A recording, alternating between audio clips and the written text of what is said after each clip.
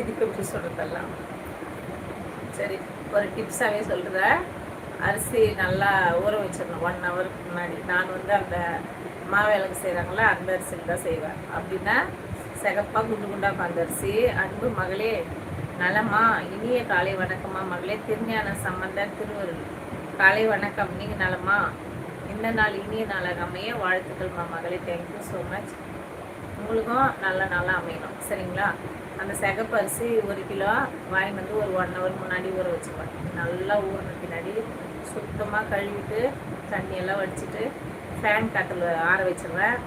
ஆற வச்சுட்டு இப்படி கையில் எடுத்து பார்த்தோம்னா லைட்டாக தண்ணி ஒட்டணும். அந்த அரிசியில் இருக்கிற தண்ணி வந்து கையில் லைட்டாக ஒட்டணும்.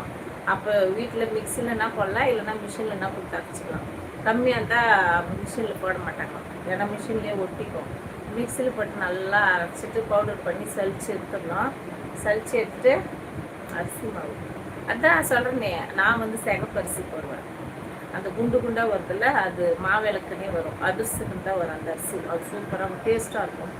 அது பேர் மணவாரி அரிசின்னு சொல்லுவாங்க. அப்படியே லைட்டாக கூடு கூட சிகப்பு சிகப்பாக இருக்கும். அந்த அரிசியில் தான் நான் மாவிளக்கும் அதிர்ஷ்டமும் அதில் தான் செய்வேன். அது நல்லா போய் அரைச்சி எடுத்துன்னு வந்துட்டு வெல்லம், இப்போது 1 கிலோ அரிசினா 3/4 கிலோ வெல்லம், அவ்வளோ போட்டால் கரெக்டாக இருக்கும். நல்லா தூள் பண்ணிக்கினேன்.